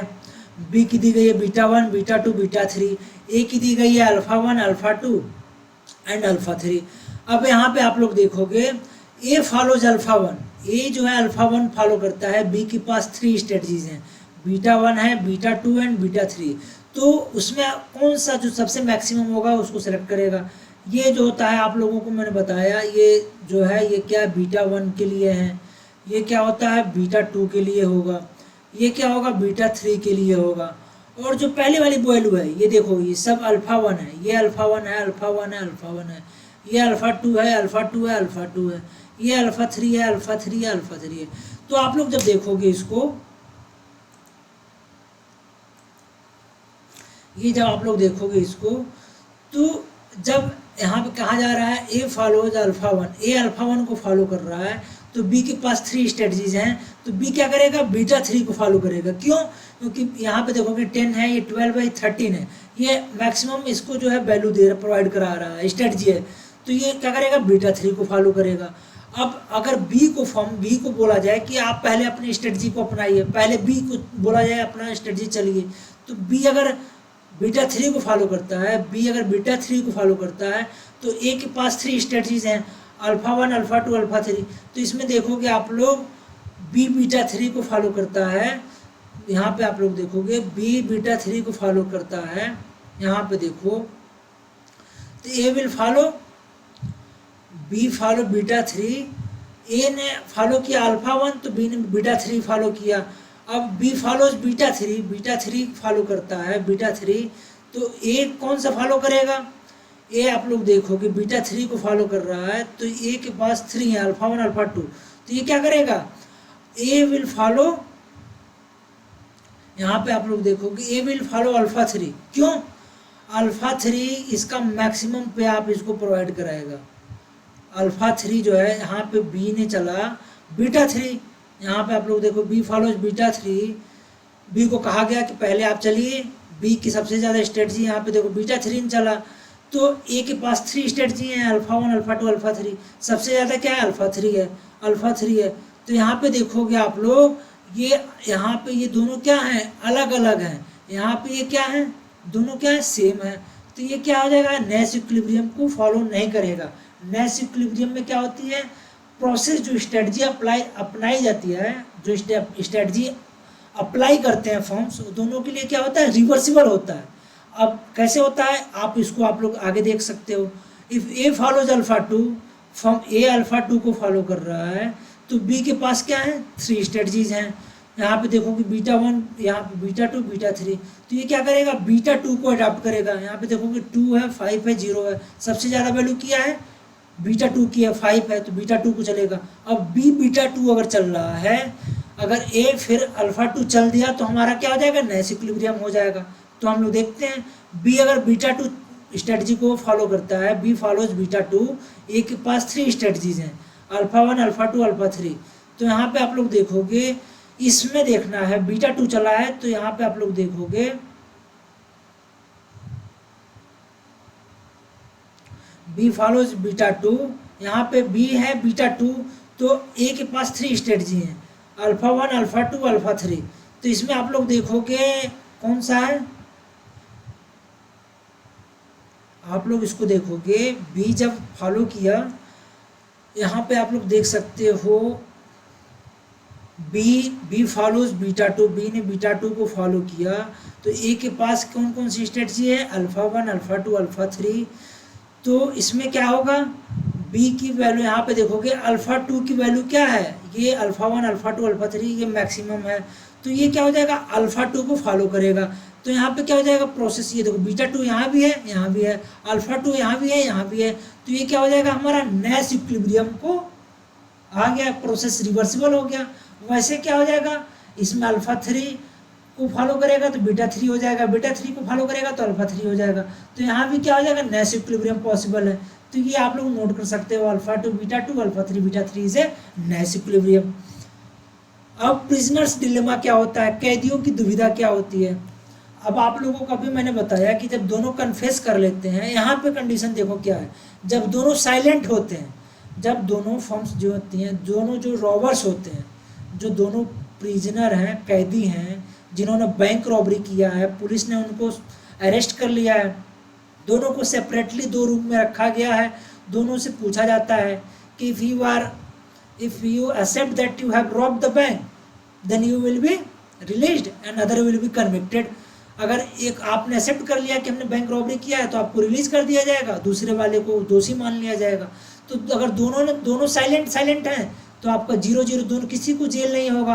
अगर एक जो है एक्सेप्ट करता है, एक जो है उसको रिफ्यूज़ करता है तो 20 ईयर्स की जेल होगी, दूसरे को नहीं होगी। तो जस्ट रिवर्सिबल है, एक को 20 ईयर्स, एक को कोई नहीं, 21 साल का जेल नहीं। और दोनों ने अगर कन्फेस कर लिया, दोनों एग्री हो जाते हैं कि हम both have robbed the bank, then both will be convicted and दोनों को क्या हो जाएगी, 10-10 साल की क्या हो जाएगी, उनकी जो इम्प्रिजनमेंट हो जाएगी, उनको जेल हो जाएगी। तो यहाँ पे क्योंकि दोनों के पास किसी तरीके का कम्युनिकेशन टूल नहीं होता, दोनों को अलग अलग सेपरेट रूम में रखा गया होता है, ठीक है। तो यहाँ पे 20 ईयर्स की जेल होने की पॉसिबिलिटीज़ है। उसको पता नहीं है कि उसने क्या एक्सेप्ट किया है, उसने साइलेंट रहा है, उसने मना कर दिया है, या उसने एक्सेप्ट कर दिया बैंक रॉबरी का को लेकर। तो ये सेकंड बेस्ट बताता है, प्रिजनर्स डिलेमा कहता है कि सेकंड बेस्ट, इसी को हम लोग फॉग थ्योरम भी कहा जाता है। आप लोग इसको पढ़ सकते हो, ये आप लोगों को PDF प्रोवाइड करा दिया जाएगा ग्रुप पे, WhatsApp channel and Telegram channel पे, आप लोग वहाँ से पढ़ सकते हो। तो ये दोनों अगर एक्सेप्ट करते हैं तो दोनों को 10 ईयर्स की इम्प्रिजनमेंट हो जाती है, जेल हो जाती है। तो ये क्या है, सेकंड बेस्ट है, इसी को फॉग थ्योरम कहा जाता है, ठीक है। तो ये हो जाएगा अल्फ़ा 2, ये देखो अल्फ़ा 2 है, और ये क्या है, बीटा 2। बी की 2 स्ट्रेटजीज हैं, बीटा 1 बीटा 2, ए की 2 स्ट्रेटजीज हैं, अल्फ़ा 1 अल्फ़ा 2। तो ये अल्फ़ा 2 एंड बीटा 2 क्या हो जाएगा, ये आपका क्या हो जाएगा, रेनाल्ड शेल्टन ने इसको दिया है, जो प्रिजनर्स डिलेमा का कंडीशन है, इसको किसने दिया है, रेनाल्ड शेल्टन ने। और यही आपका क्या है, सेकंड बेस्ट है, सेकंड बेस्ट, ठीक है। इसको आप लोग नोट कर सकते हो, सब ऑप्टिमल रिटर्न्स। फिर इसमें हम लोग आगे पढ़ते हैं, ये भी क्वेश्चंस नहीं आता है, अभी तक तो नहीं आया है, ना NTA नेट JRF में आया हुआ है, ना PGT लेक्चरर में आया हुआ है, ना असिस्टेंट प्रोफेसर के एग्ज़ाम में आया है, गेट के पेपर में भी नहीं आया है। आप लोगों को जो भी नोट्स जो रेगुलर बैच स्टार्ट होंगे, इतना सफिशिएंट होगा कि आप लोग के लिए MA economics, MSc economics, IES Indian economic service की कंप्लीट सिलेबस को भी जब रेगुलर बैच स्टार्ट किए जाएंगे, जो नोट्स और वीडियो लेक्चर्स प्रोवाइड किए जाएंगे, वो आपके कंप्लीट रिटन एग्ज़ाम जो IES के होता है उस लेवल के होंगे, जो आप उसको एग्ज़ाम को उस नोट्स के थ्रू क्रैक कर सकते हो। इवन IES और IAS इंडियन एडमिनिस्ट्रेटिव सर्विस और PCS के लिए भी होगा। कंप्लीट आप लोगों को notes, video lectures, MCQs, PYQs सब कुछ एक्सप्लेनेशन एंड सॉल्यूशन के साथ होगा। जो रेगुलर बैच आप लोगों का 23 सितंबर से रेगुलर स्टार्ट कर दिया जाएगा। 2 बैचेज होंगे, NTA नेट JRF का एक सेपरेट बैच होगा और PGT असिस्टेंट प्रोफेसर का एक अलग बैच होगा, ठीक है। आप लोगों को उसके बारे में भी बताया जाएगा, उसके बारे में फी डिटेल्स क्या है, सब कुछ, उसके लिए भी एक वीडियो आप लोगों को प्रोवाइड कराया जाएगा। ये आप लोग देख सकते हो, ट्रैम्बलिंग हैंड परफेक्टनेस इक्विलिब्रियम, जो कि रेनाल्ड शेल्टन ने दिया था।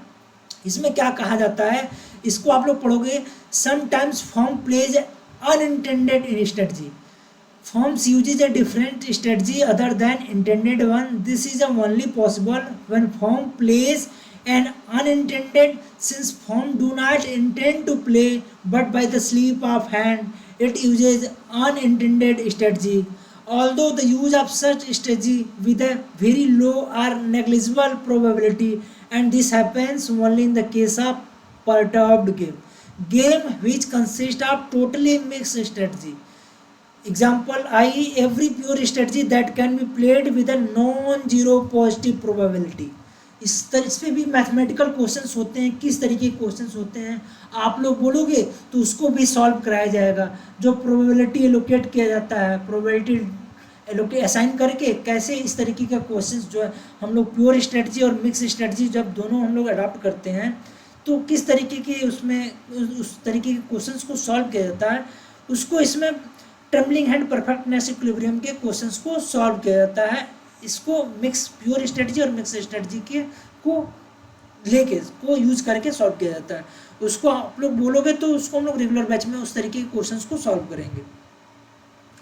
अब ये जो टॉपिक हम लोगों ने पढ़ा उस पर ऑब्जेक्टिव क्वेश्चंस है, ये आप लोग जो है इसको देख सकते हो। कह रहा है कि विच of the following economist in the chronological order of their contribution of game theory. In economist को इनके क्रोनोलॉजिकल ऑर्डर में अरेंज कीजिए जिन्होंने गेम थ्योरी में, क्रीड़ा सिद्धांत में अपना कंट्रीब्यूशन दिया हुआ है। अब आप लोग देखोगे ऑस्कर मॉर्गनस्टन्स ने 1935 में इनके, अभी आप लोग जब पढ़े हो शुरू में देखे हो जो ओरिजिन हम लोग पढ़ रहे थे, ओरिजिन एंड जो है इवोल्यूशन ऑफ गेम थ्योरी, तो उसमें ऑस्कर मॉर्गनस्टन्स का 1935 में इन्होंने क्या बताया था गेम थ्योरी में। जॉन नैश का जो है आप लोग पढ़े होंगे 1950 में इन्होंने कंट्रीब्यूशन दिया था। रेनाल्ड सेल्टन का 1965 में है। रॉबर्ट ऑमन का 1970 में है। जॉन मॉन न्यूमन का 1928 में है। तो इसको आप लोग क्रोनोलॉजी अरेंज करोगे तो ई पहले आ जाएगा, ई के बाद आपका हो जाएगा ए आ जाएगा, ए के बाद आप लोगों का बी आ जाएगा, बी के बाद क्या आ जाएगा, सी आ जाएगा, सी के बाद क्या आ जाएगा आपका डी आ जाएगा, ई ए बी सी डी। अगर इसको आप लोग ऑप्शन देखोगे कौन सा है तो आप लोग इसको मैच करोगे तो ये आप लोगों का ई ए बी सी डी जो है आपका डी वाला ऑप्शन सही है। ठीक है, इसको आप लोग देख सकते हो। ये दूसरा क्वेश्चन कह रहा है which following statement exactly represent situation of I am doing my best given what you are doing, you are doing your best given what I am doing. ये कौन सा है, अभी आप लोगों ने पढ़ा कि ये नैश इक्विलिब्रियम के लिए है। नैश इक्विलिब्रियम में जो प्रोसेस रिवर्सिबल होता है उसके थ्रू इक्विलिब्रियम डिटरमाइन होता है। जो फॉर्म स्ट्रेटजी अडॉप्ट करती है वो भी रिवर्सिबल होता है फॉर्म बी के लिए। तो हम लोग क्या करते हैं, इक्विलिब्रियम सोल्यूशन हम लोगों को मिलता है। तो ये क्या फॉक थ्योरम नहीं है, प्रिजनर्स डिलेमा नहीं है, नैश इक्विलिब्रियम है, यह सब ऑप्टिमल सोल्यूशन नहीं है। ठीक है, इसको आप लोग देख सकते हो। फिर ये देखो एंटी नेट जेआरएफ क्वेश्चन 2000 सितंबर 2020 में आया हुआ था। ये क्वेश्चन आप लोग देख सकते हो। दो फर्म्स हैं ए एंड बी, दो प्लेयर्स हैं। फर्म्स को जो है प्लेयर्स के नाम से इंडिकेट किया जाता है, को इसमें एब्रीविएशन यूज किया जाता है प्लेयर्स फॉर्म्स के लिए गेम थ्योरी में। यहाँ ए के पास 3 स्ट्रेटजीज हैं, A1 A2 A3, बी के पास 3 स्ट्रेटजीज हैं, B1 B2 B3। अब आप लोग देखोगे, आप लोगों को बताया कि यहाँ पे क्या होता है, रो मिनिमम होता है। रो मिनिमम सेलेक्ट करोगे तो 2 4 2 यहाँ पे क्या आ जाएगा 2 हो जाएगा। 1 -5 4 -4 यहाँ मिनिमम क्या है -5। ठीक है, फिर आप लोग आगे देखोगे A3 में 2 6 -2 इसमें मिनिमम क्या है -2। कॉलम को हम लोग मैक्सिमम लेते हैं, कॉलम को क्या लेते हैं मैक्सिमम, ये कॉलम है। 2 1 2 में मैक्सिमम क्या है 2 है। 4 -5 6 में मैक्सिमम क्या है 6 मैक्सिमम है। यहाँ पे आप लोग देखोगे, यहाँ पे देखोगे दोनों 2 2 है तो 2 मैक्सिमम है। यहाँ पे मैक्सिमम क्या है आपका 2 है। ये देखोगे यहाँ पे आप लोगों का मिनिमम क्या था 2 था, यहाँ पे आपका मिनिमम क्या था -5 था, यहाँ पे आपका मिनिमम क्या था -2 था, तो इसलिए लिया। फिर हम लोग क्या करते हैं, ये होता है मिनीमैक्स। मिनीमैक्स करोगे तो इसमें सबसे ज़्यादा मैक्सिमम क्या है -2 -5 2 में मैक्सिमम क्या है हमारा 2 मैक्सिमम आ जाएगा। 2 क्योंकि -2 है, -5 पे 2 मैक्सिमम हो जाएगा। ये क्या है मैक्सिमम है, तो मैक्सिमम की इसकी वैल्यू कितनी हो जाएगी। मैक्सिमम स्ट्रेटजी जब लेते हैं, प्रॉफिट को हम लोग मैक्सिमाइज करते हैं, जो हमारा लॉस होता है उसको मिनिमाइज करते हैं। ठीक है, तो इसको आप लोग देखोगे 2 6 2 इसमें सबसे ज़्यादा मैक्सिमम क्या है मैक्सिमिन है। मैक्सिमम ही आया तो इसको मिनिमाइज किया जाता है, तो इसमें मिनिमम क्या आ जाएगा 2 आ जाएगा। तो 2 = 2, ये हमारा क्या हो जाएगा मिनीमैक्स इक्वल टू मैक्सिमिन, ये हमारा क्या हो जाएगा वैल्यू ऑफ गेम हो जाएगा 2:2। तो हम लोग का वैल्यू ऑफ गेम पता चल गया। वैल्यू ऑफ गेम ऑप्शंस को आप लोग देखोगे सब में दिया है वैल्यू ऑफ गेम 2 2 2। तो वैल्यू ऑफ गेम क्या आ जाएगा 2 हो जाएगा। अब आप लोग देखोगे 2 कहाँ कहाँ है। अब इसको आप लोग देख सकते हो, जो मैट्रिक्स ये दिया हुआ है मैट्रिक्स को आप लोग देख सकते हो। इसमें इसको आप लोग देखोगे तो ये मैट्रिक्स, ये देखो यहाँ पे 2 है, यहाँ पे 2 है, यहाँ पे 2 है। ये आपकी 2 जो है ये क्या है आपका ए की ए फॉर्म की ये A1 स्ट्रेटजी है, बी की क्या है B1, एक ये हो गया। ये वाला आपका क्या है, ये आपका जो है ए की फर्म की A3 स्ट्रेटजी है, बी का क्या है B1 है, एक ये हो गया। इसको आप लोग देखोगे ये आपका क्या है, फर्म ए की क्या है A1 स्ट्रेटजी है, B3 की क्या है, बी की क्या है B3 है। तो ये स्ट्रेटजी 3 तरीके की स्ट्रेटजी हो जाएगी, A1 B3 A1 B3, A1 B1 A3 A1 B3 and A3 B1। तो इसको आप लोग ऑप्शंस देख सकते हो कहाँ कौन सा ऑप्शन इससे मैच करता है। यहाँ पे आप लोग देखो बी वाले को A1 B1, ये देखो A1 B1, ठीक है, A3 B1, ये आपका हो गया A3 B1, फिर A1 B3, ये आप लोग देखोगे A1 B3। तो ये आपका बी वाला ऑप्शन क्या हो जाएगा, इस क्वेश्चन का राइट ऑप्शन हो जाएगा। इसको आप लोग देख सकते हो। ये क्वेश्चन देखो जून 2019 में एनटीए नेट में आया हुआ है। इसमें आप लोग देखोगे which of the following method of selecting strategy is consistent with the risk averting behaviour. Risk averting behaviour के बारे में बात कर रहा है। इसको आप लोग ऑप्शंस को पढ़ोगे, if the two strategy have the same expected profit select the one with the smaller standard deviation. कह रहा है कि दो स्ट्रेटजी हैं, सेम एक्सपेक्टेड क्या हो प्रॉफिट्स हैं, and select with one which have the low standard deviation, जिसमें कम क्या है स्टैंडर्ड डेविएशन हो। ये वाला ए वाला कह रहा है expected profit with one with the smaller standard deviation. B को पढ़ोगे two strategy have the same standard deviation, smaller expected profit no. Two strategy which have the same standard deviation select the strategy with the larger coefficient of variation no. If the two strategy have the different coefficient expected profit select the one with the larger standard deviation, ये नहीं होगा। ए और D आप लोग देखोगे, ए और D में तो यहाँ पे कह रहा है कि लार्जर स्टैंडर्ड डेविएशन की बात कर रहा है, अत्यधिक प्रमाप विचलन होना चाहिए, ये गलत होगा। यहाँ पे क्या होना चाहिए, स्मॉल स्टैंडर्ड डेविएशन होता है जब ये आपका रिस्क एवर्टिंग बिहेवियर होता है, रिस्क एवर्टिंग बिहेवियर होता है, रिस्क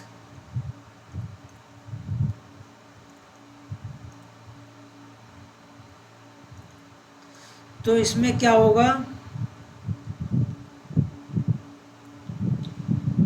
दो चीजें होगा, सेम एक्सपेक्टेड प्रॉफिट और दूसरा आपका क्या हो जाएगा लोअर स्टैंडर्ड डेविएशन, कम प्रमाप विचलन होना चाहिए। तो इस क्वेश्चन का राइट ऑप्शन क्या हो जाएगा आप लोगों का ए ऑप्शन क्या हो जाएगा, ए सही हो जाएगा, ठीक है। ए आप इन लोग इसको नोट कर सकते हो। सेकंड कह रहा है अंडर नॉन कोऑपरेटिव गेम्स, जून 2019 में आया है।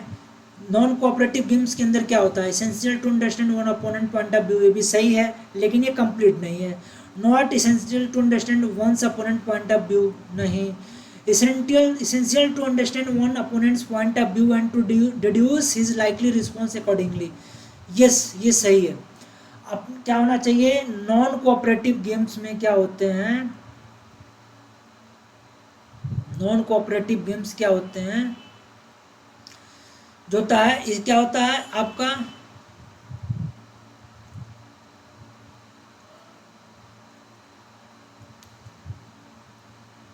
इसका जो आप लोग लिख सकते हो करेक्टरिस्टिक्स लिख सकते हो, स्ट्रेटेजिकली इंडिपेंडेंट होते हैं।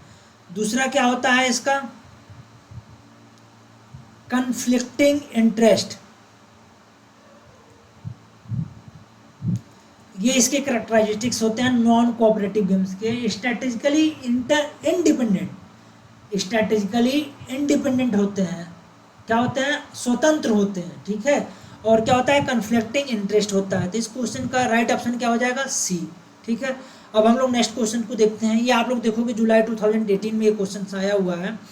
इसमें आप लोग देखोगे फॉर्म्स बी के दो स्ट्रेटजीज हैं, एडवर्टाइज डोंट एडवर्टाइज, इसको आप लोग बीटा 1 बीटा 2 कंसिडर कर सकते हो।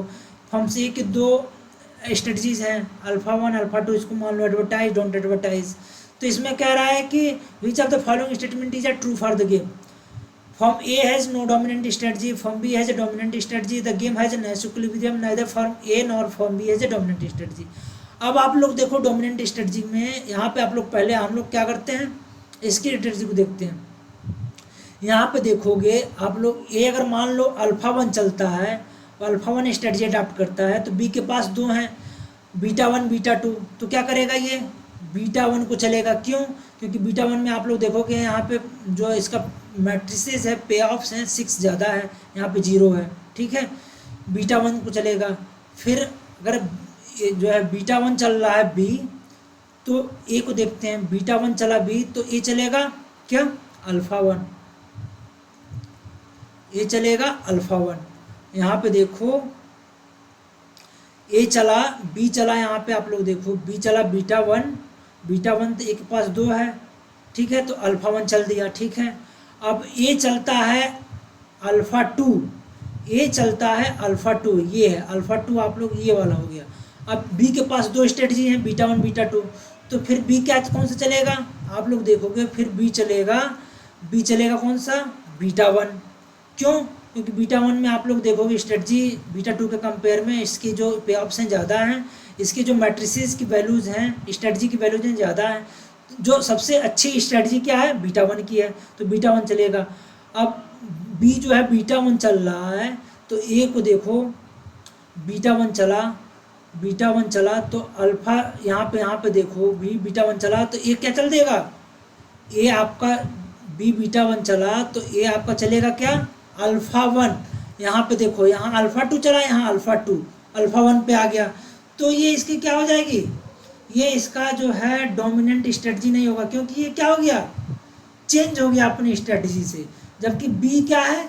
अपने बीटा वन हर कंडीशन में बीटा वन को ही फॉलो किया है, तो firm B has a dominant strategy हो जाएगी, firm A has no dominant strategy and the game has a Nash equilibrium.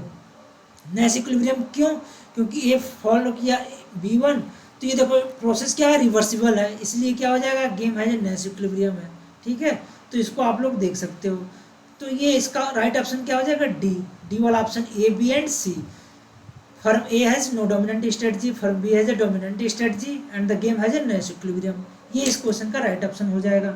अगर आप लोग बोलोगे तो मिक्स स्ट्रेटजी में जो भी आप लोग मिक्स स्ट्रेटजी में जो क्वेश्चंस होते हैं प्रोबेबिलिटी असाइन किया जाता है, उसके थ्रू हम लोग, अगर आप लोग बोलोगे तो रेगुलर बैच में हम लोग उसको भी क्वेश्चंस को सॉल्व कर सकते हैं। लेकिन अब तक एनटीए नेट जेआरएफ या किसी भी कॉम्पिटिटिव एग्जाम्स में गेम थ्योरी के मिक्स्ड गेट में आता है, गेट इकोनॉमिक्स के पेपर में मिक्स्ड जो होता है स्ट्रेटजिक थ्योरी से क्वेश्चंस आ सकते हैं, लेकिन एनटीए नेट जेआरएफ ने अब तक नहीं दिया है, तो आप लोग उसको नोट कर सकते हो।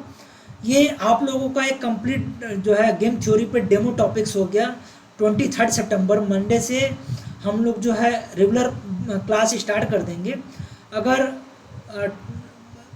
23 इसलिए डेट रखा गया है क्योंकि कम से कम एटलीस्ट कुछ स्टूडेंट्स जो हैं ग्रुप को ज्वाइन कर लें, जो रेगुलर बैच ज्वाइन कर लें, जिससे कि थोड़ा अच्छा लगेगा।